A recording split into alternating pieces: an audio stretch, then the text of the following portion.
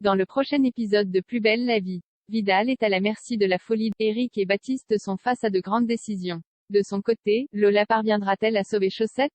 Attention, les paragraphes qui suivent contiennent des spoilers sur l'épisode de Plus belle la vie diffusé demain soir sur France 3. Justine pose un ultimatum à Baptiste alors qu'il est prêt à se suicider. Eric entend la voix de Simon le supplier de rester en vie et se battre avec lui. Son amant lui demande également de lui apporter du jasmin à l'hôpital. Apaisé, Eric finit par ranger son arme. Le lendemain, il lui apporte effectivement du jasmin à sa table de chevet. Quand Rose, l'infirmière, le trouve dans la chambre de Simon, elle accepte de lui donner des conseils pour l'aider durant son coma. Eric reprend espoir. Pendant ce temps, Emma confie à Barbara avoir eu l'impression de retrouver Baptiste lorsqu'ils ont mené ensemble leur enquête à propos de Justine.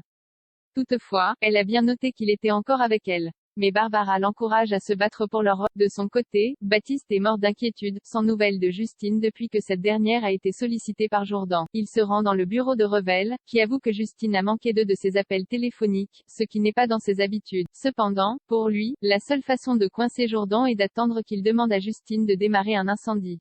Le procureur décide donc d'attendre encore un peu avant d'agir, mais Baptiste n'est pas de cet avis et se rend directement chez Jourdan. Il aperçoit Justine en pleine cérémonie, avant d'être surpris par une adepte qui lui propose de les rejoindre.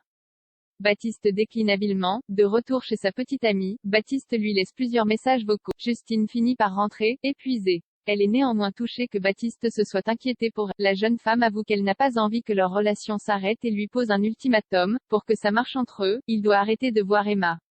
Romain tente d'avertir les colocs. Vanessa apporte à Romain son petit déjeuner sur un plateau. Ce dernier la remercie, puis le demande de le détacher pour qu'il puisse prendre une douche. Vanessa n'est toujours pas d'accord. Profitant qu'elle ait le dos tourné, Romain s'empare d'un bout de papier et d'un stylo afin d'écrire un message SOS et de mettre le papier dans la poche de la veste de Vanessa. Peu après, il s'endort sous l'effet du somnifère qu'elle lui a mis dans son café. Vanessa se rend donc seule à la coloc pour récupérer la bague de fiançailles de la mère de Romain. Sylvia lui prête main forte pour chercher mais le bijou reste introuvable. Quand Sylvia suggère d'appeler Romain, Vanessa prétend qu'il est parti en randonnée toute la journée. Elle embraye au sujet du mariage qu'elle envisage de célébrer début octobre. Sylvia invite Vanessa à déjeuner au Marcy pour connaître tous les détails sur la demande en mariage de Romain. En récupérant sa veste avant de partir au restaurant, Vanessa fait tomber le papier de Romain par terre sans s'en rendre compte. Au cours du déjeuner, Vanessa demande à Sylvia d'être sa témoin. La serveuse est aux anges. De retour à la coloc, Vanessa essaye une robe de mariée que Sylvia veut bien lui prêter. Émilie estime que son mariage avec Romain est un peu rapide mais Sylvia met leur précipitation sur le compte de sa maladie. Vanessa rentre auprès de Romain et lui demande son avis sur la robe de mariée. Romain garde bonne figure face à elle, mais il commence à sombrer dans le désespoir. Lola sauve Chaussette. Le berger annonce à Lola qu'ils vont devoir quitter les lieux car les incendies se rapprochent. Mais l'adolescente est obsédée par son loup et s'inquiète des pièges qu'il a pu poser. Elle décide de partir en pleine campagne pour le sauver. Lola part à la recherche des pièges posés par le berger pour les détruire un par un. Au loin, elle voit les flammes se rapprocher dans sa direction.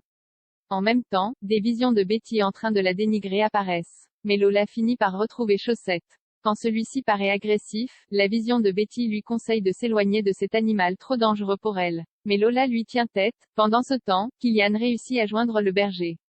Il apprend que sa sœur est partie en pleine nature, seule, encerclée par les incendies, à la recherche de son loup. Sonali estime que Lola saura quoi faire pour se protéger, mais Kylian demeure inquiet. De son côté, Lola comprend que les visions de Betty apparaissent quand elle a peur ou est en colère. Elle reprend le contrôle de ses émotions et réussit à la faire disparaître, puis approche Chaussette pour l'aider à sortir de son piège. Elle est soulagée de le voir repartir en liberté. Mais quand elle se retourne, elle découvre à quel point le feu s'est rapproché. À l'entente des canadaires qui volent au-dessus de sa tête, Lola crie à l'aide.